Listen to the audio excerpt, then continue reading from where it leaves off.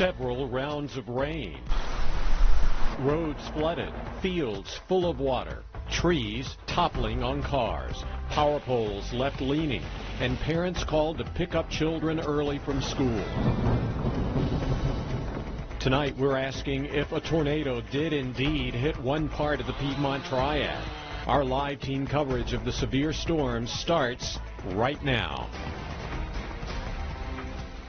And it's still breaking here at the top of the Fox 8 6 o'clock news. What a mess. That pretty much sums up this day of rain, wind, and damage. At times we had both tornado and severe thunderstorm warnings. Good evening. Welcome to our newscast here at 6. I'm Neil McNeil. And I'm Katie Nordine. Fox 8 viewers have been sharing videos of the trouble in their neighborhoods tonight. The biggest problems that we are seeing over and over again: high waters and trees down. In fact, we know Yadkin County schools will be closed tomorrow because of all the flooding.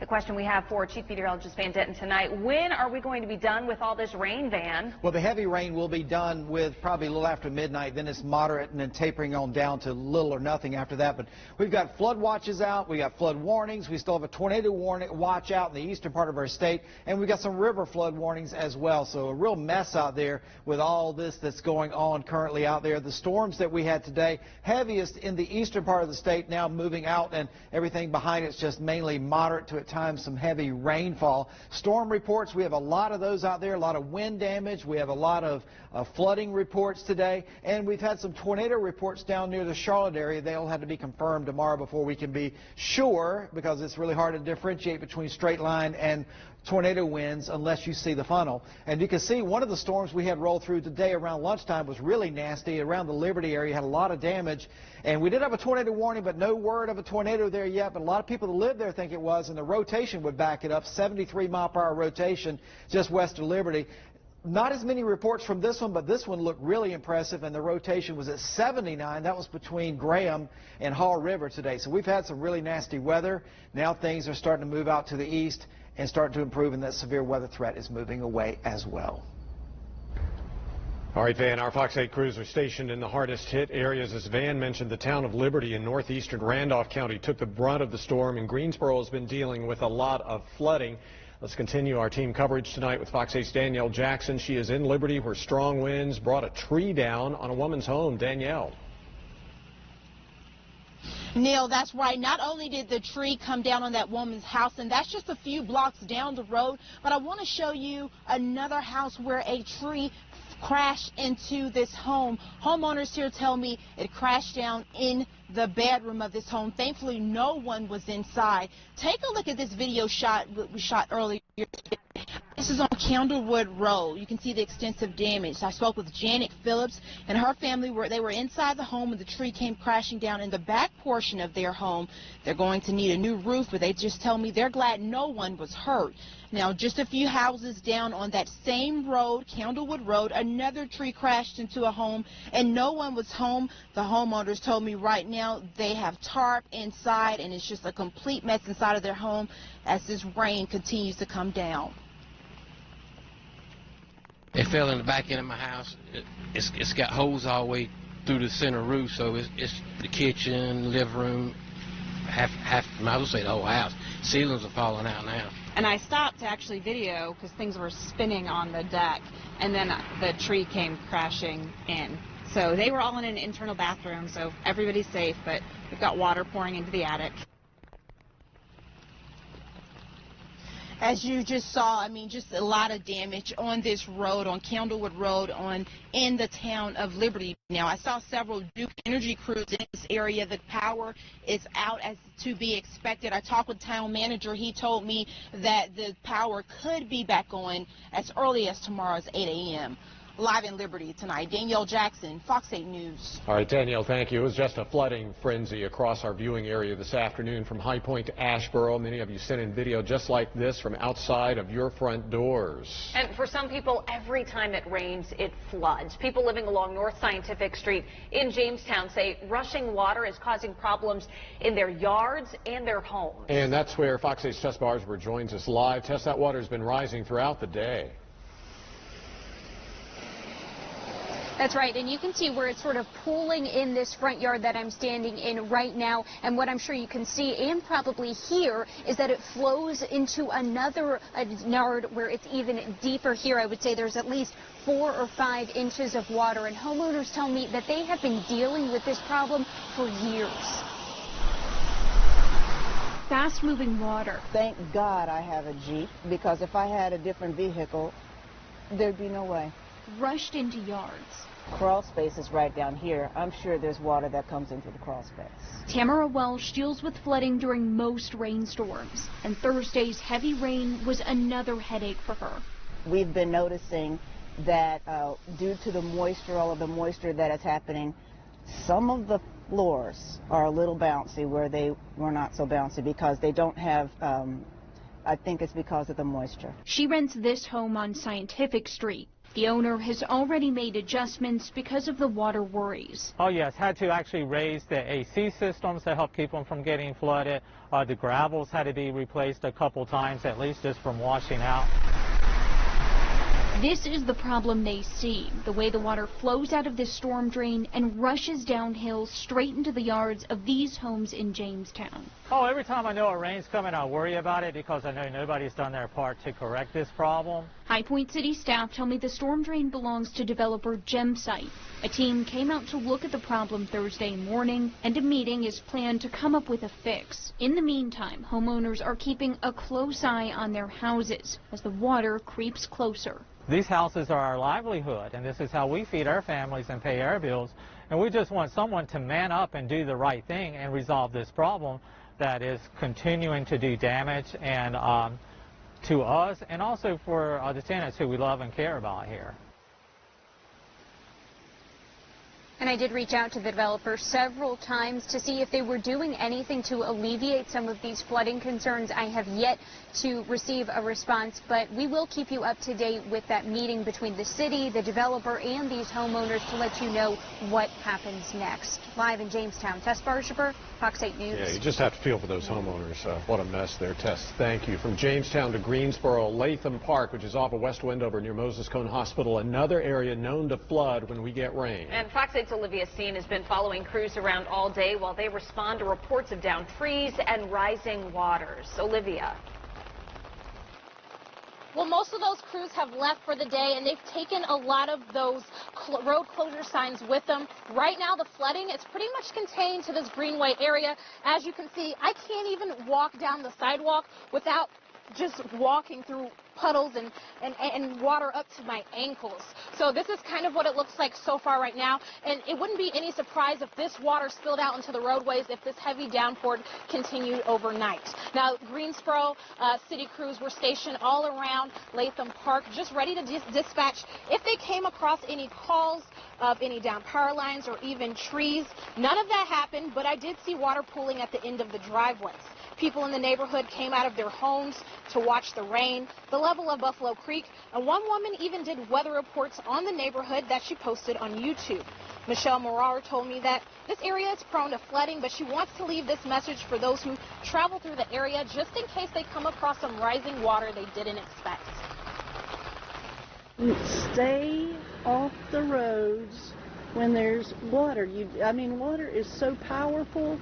You need to really consider that and stay off the roads.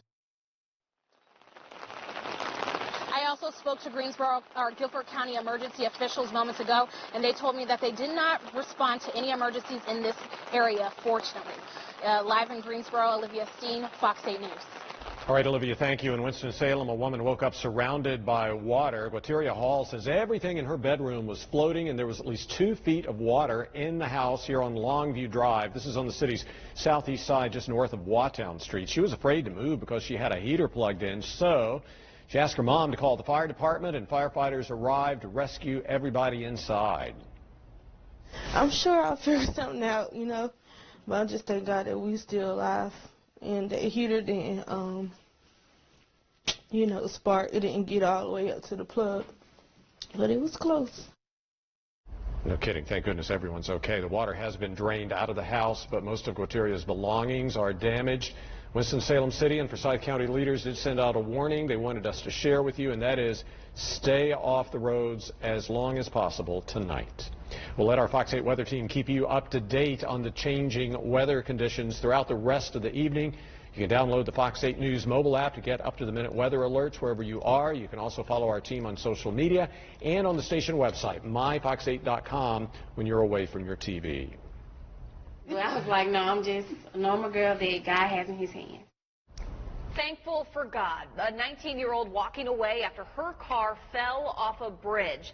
The man who saw it all and the reunion he calls a miracle. And North Carolina getting a failing grade when it comes to one aspect of your health. The 3 things experts say we all could do better. And how are you holding up with all of this rain after a day of severe weather and watches? We are still dealing with rain creating a lot of problems. We're going to check in with Chief Meteorologist Van Denton to see how much longer we're going to have to deal with this.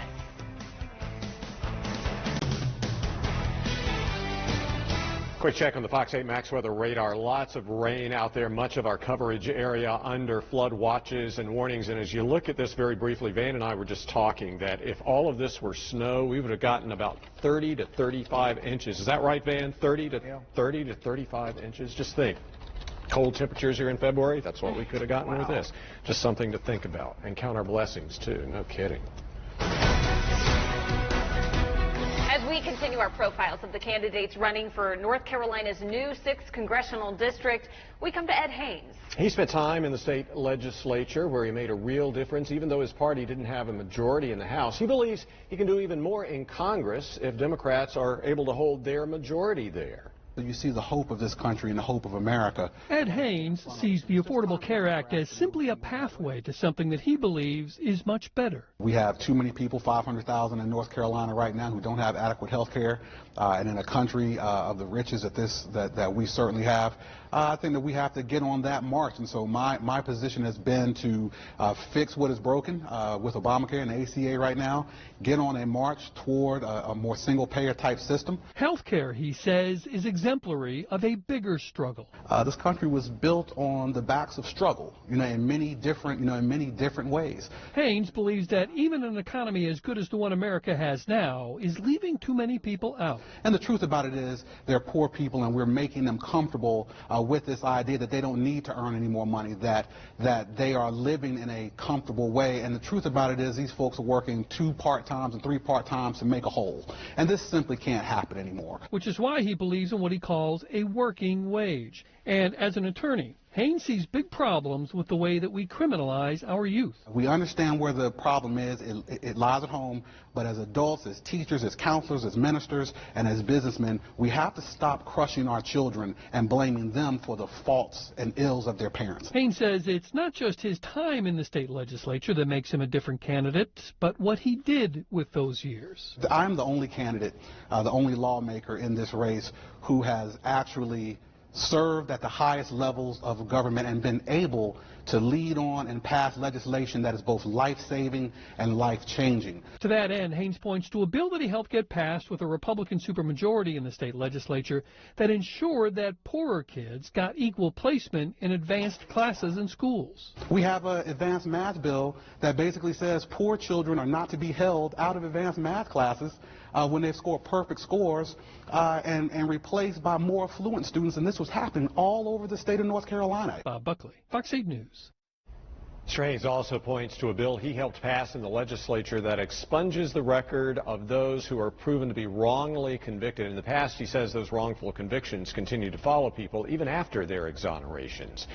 Well, Fox 8 is your local election headquarters. On our website right now, everything you need to know ahead of primary day, which in North Carolina is coming up in a few weeks, March the 3rd. From finding your precinct to the must-have items you need when you head to the polls, we answer all of your questions. Just head to our website, myfox8.com. Click on the local election headquarters tab on the home page. All new at 6 o'clock, we are getting our first look at the men Randolph County Sheriff's deputies say sent employees at a business just running for cover. This surveillance video was recorded inside Kivett's Auto Care on Randleman Road last night.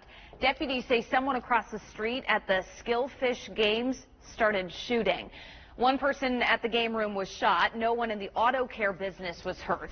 If you recognize the men, you should give the Randolph County Sheriff's Office a call immediately. Well, to Davidson County now, where teachers and staff at an elementary school will be checking to make sure their cars are locked from now on. Deputies arrested a woman they say was trying to get into cars at Reed's Elementary School. Again, this is in Davidson County yesterday. They ended up finding Hallie Johnson Nastley at a nearby church. We are getting a first look at the people Winston-Salem police want to talk to. Officers believe they know something about the graffiti found inside the Walmart on Kester Mill Road. Employees found this multicolored mess in the paint aisle last month. The three were seen leaving in a car just like the one you saw on your screen. If you know who those people are, call Crime Stoppers right away. While doctors want you to be aware of the coronavirus, don't forget about the flu. Health officials report 5 new flu-related deaths in our state over the past week. The total is now up to 63 flu-related deaths statewide since the start of flu season. Most hospitals in the FOX8 viewing area have flu restrictions already in place. Doctors say the best way to protect yourself is to get the flu shots. When it comes to cutting back on smoking in North Carolina, we didn't make the honor roll. The American Lung Association has released its annual State of Tobacco report cards, and it evaluates states on how effective their tobacco control laws and policies are. The report broke it down into 5 categories, and North Carolina got an F in each of those. Experts suggest lawmakers put more money toward prevention programs, raise the state cigarette tax, and ban smoking in restaurants and bars. Well, we still got the rain falling outside, but no more storms at the moment. 58 out there right now, 60 our high, 44 our low, and that came this morning. And we stayed in the 40s for part of the afternoon before we bump back up, and we're still climbing. We may go up a little more this evening. Rainfall now at 3.28. That's the most rain that has ever fallen on a February the 6th here in the Piedmont. So that's record rainfall for the date. Worst storms are over for all of us, except for the far southeast. There could still be a few storms, but even there it won't be as bad as it was earlier today. Worst weather of all is from Wilmington toward Fayetteville, from the Fayetteville area toward Wilmington as we go through the evening. Flooding threat will continue for us, and the shower chance is still there for later on Saturday. Storms that roll through again are still producing some rain, and we had a lot of damage today and some flooding. But we are seeing the conditions get a little bit better across our area. And the forecast model on the radar system here shows the rain coverage will gradually go down. But it's still going to take a while. Throughout most of this evening, we'll at least have light to occasionally moderate rain, and we'll end with a little bit of snow in the mountains. This all moves on out, and as it does, we have a break during the day tomorrow. But there comes the next system. There's a Alberta Clipper. And as that Alberta Clipper comes down, that will bring clouds back on Saturday, and maybe a few showers out east of the mountains. So that's a big maybe. It's not a guarantee. It's 30% chance. Higher chance in the mountains where they'll see some snow showers. And if we get those showers, the air will be marginally cold enough that we could see some mixed with some snowflakes. It's going to be a borderline situation on the temperature in the critical levels above the ground. There you can see it Saturday in the mountains for sure. A little more iffy east of the mountains. Models show a little green popping up here and there. Again, it might mix with a flake as well. 37 in the mountains tomorrow and 35 degrees Saturday. So some cold weather in the mountains. And again, snow showers there, and it'll be windy tomorrow. And then we'll also see times of snow showers on Saturday. Beach areas, 59 degrees tomorrow and 51 degrees on Saturday. Pretty good looking weather at the coast. Our forecast this evening, 52 periods of rain overnight tonight. Any of the heaviest rain we got is going to be early, and we'll see it tapering down. Overnight low down to 48. Tomorrow, looking good, mostly sunny. Our high temperature at 50.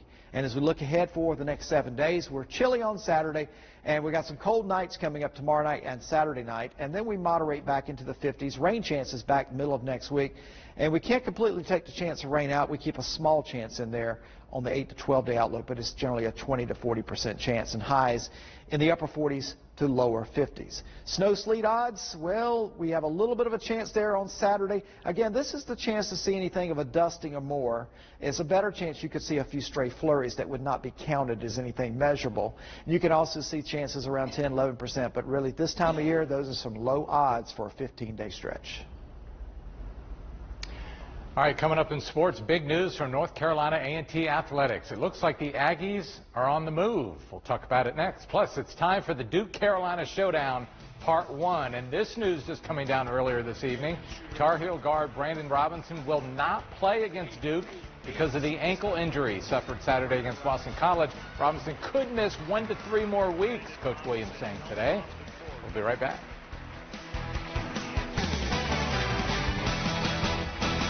The North Carolina A&T Aggies have won 4 of the last 5 HBCU national championships. They've dominated the MEAC conference, but that's about to come to an end. The Aggies will now be battling to make it to the FCS playoffs. The school is moving to the Big South Conference. The News and Record reporting that the official news will come down tomorrow morning. Fox 8 has confirmed that A&T has scheduled a 10 a.m. press conference. All the Aggie teams will make the switch on July 1st, 2021, except the bowling team. Being a part of the Big South will sure help when it comes to travel. All 11 full members are located in the Carolinas or Virginia. Looks like an A&T High Point rivalry could really heat up in basketball. Some other Big South teams include Winthrop, UNC Asheville, Campbell, and Gardner-Webb. And also the Aggies will be reunited with former MEAC rival Hampton. Well, it's like when you go shoot hoops down at the rec center and they divide the teams up and you think, hey, those teams aren't fair. Well, that's what it could look like when Duke plays North Carolina Saturday night. But wait, in this rivalry, you just never know, right? They'll be meeting for the 252nd time. It's a 6 p.m. tip-off from the Smith Center in Chapel Hill. The Tar Heels are happy to have Cole Anthony back in the lineup, but they have lost both games since his return. Last year, Carolina won both regular season games. Duke responded with a win over UNC in the tournament. The best rivalry in college basketball is back on Saturday night. It's just surreal just to be in this moment, and I mean, I'd be lying if I'm sitting right here telling you I haven't been thinking about it all week, and I'm just excited. It's just crazy to finally be a part of this rivalry, you know, finally to step foot on the court and play against these guys. It's kind of nerve-wracking, but it'll be fun. I didn't really grow up watching this rivalry. Didn't really start watching college basketball until I started getting recruited. But, I mean, I said earlier, I went to the game last year, and at that point, I was like, I want to be a part of this. NC State with a much-needed win last night against Miami. After a couple of scoreless games, C.J. Bryce bounced back with 15 against Louisville and 22 last night. State is now 15-8 overall, 6-6 in the ACC. They're going to need a strong finish to have a chance to make the NCAA tournament. We got a lot of basketball left in us, and these guys got a lot of fight in them. I told them after the game, I said, look, on every game, I'm going to be on high intense, and I'm going to be after it. And I was after it tonight. I was really after it, and that's where I want those guys to respond to the remaining amount of games that we have in the league. The new Pro Football League, the XFL, starts this weekend, and Fox 8 will have a game on Saturdays at 5 p.m. We begin this Saturday with the Houston Roughnecks and the LA Wildcats. We'll also have a 2 p.m. game on Sunday. How about some Carolina Panther news? Today, kicker Joey Sly signed a 1-year extension. Sly coming off his first NFL season where he made 25 of 32 field goal attempts and 31 of 35 extra points. He was really, really good from distance, making 8 of 11 from 50 yards and beyond. Not sure what this means for Graham Gano, who missed all of last season with an injury. And we're going to be finding a lot about the future of the Carolina Panthers in the next few months. We'll see what happens with Cam. We're still waiting. I know. So, I love Coach Keith. She's going to be on high intense. There you go. That's what Van Denton's been all day. He's been on high intense. Yeah. That's right. All right. I love it, Danny. Thank you. Well, a temporary ban for some travelers, the new restrictions, who they affect, and what this means if you're trying to fly. We're off this intersection, and she's standing right there.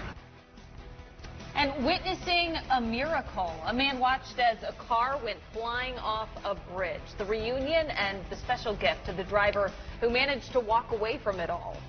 And a quick check of the live Fox 8 radar image. Still lots of rain hanging around tonight. Again, all the severe stuff's out of the way, but again, much of the area still under flood watches and warnings. Be careful out there. We can add Randolph County schools planning to operate on a 3-hour delay tomorrow, February 7th. And again, for a complete list of closings and delays, just head to our website, myfox8.com, or check it all out on the Fox 8 News mobile app.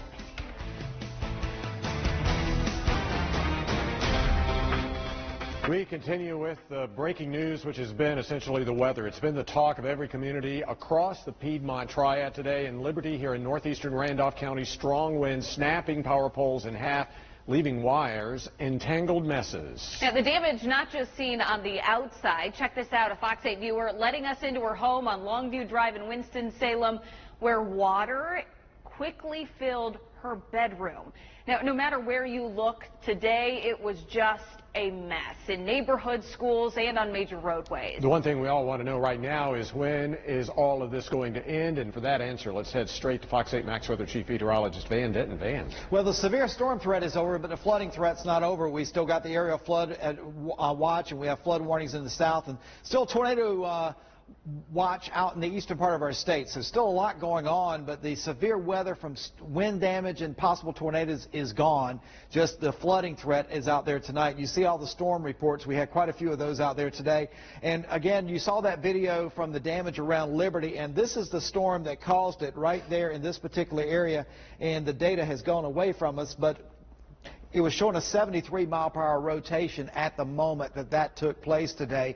And shortly after, we had this one that was between Graham and Hall River that showed 79-mile-per-hour rotation. Fortunately, didn't get reports of damage from that area, so it all stayed up above the ground. But quite a nasty day. Now the storm threat is off to our south and east tonight, and for all of us, it's just general if we get any more storms. But we still are going to get rain and still some flooding concerns. All right, Van, thank you. All right, many of the problem areas that we received calls about today were in Greensboro. We sent Fox 8's Daniel Pierce to check out where some of the worst flooding was. He ended up in the Revolution Mill area, kind of off of Yanceyville Street on the city's northeast side. He joins us from that area now. What are you seeing tonight here, Daniel?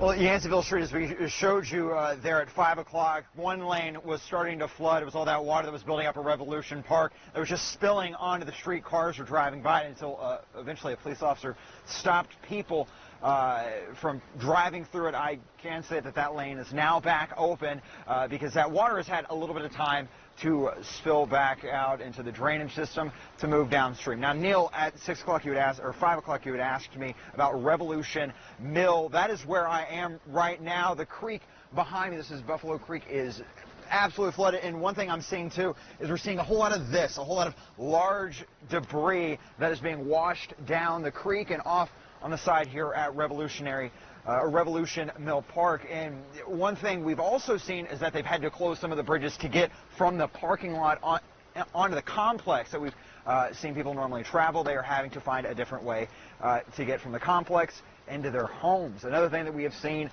is flooded walkways along the side of the creek. I was talking with one gentleman who said that he lives 30 minutes away, 30 minutes from Greensboro. He traveled here from work and he wanted to try and get home, but he's instead having to stay with friends simply because he is too afraid to be driving, and he rightfully so, from driving these streets right now because the rain's still coming down, which means the water could potentially still stay on the roads.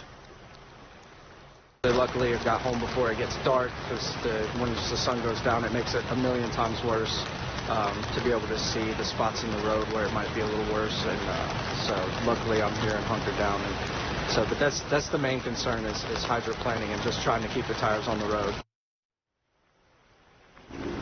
And again, that fear is something that every driver should have right now, or that caution every driver should have if you do need to be planning to hit the roads as of right now. We also drove up and down other portions along this creek bed. We have not seen major flooding like we've seen just in this Revolution Mill Park area. That does not mean, though, that it is not out there. So again, stressing that caution that if you do have to hit the roads tonight, again, slow down, take your time, and that way you don't hydroplane like that gentleman had mentioned.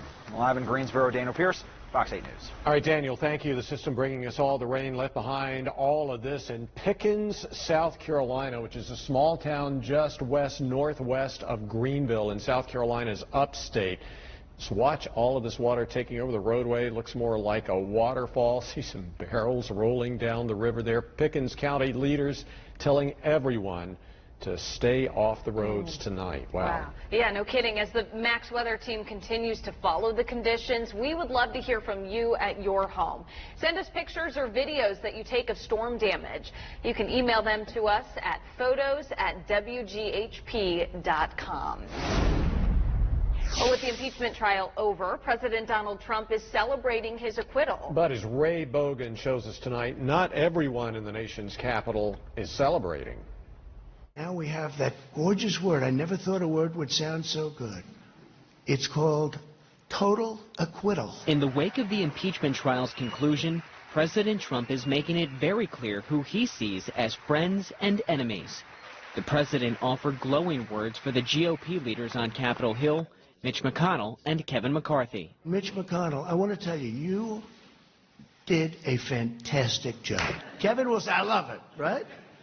And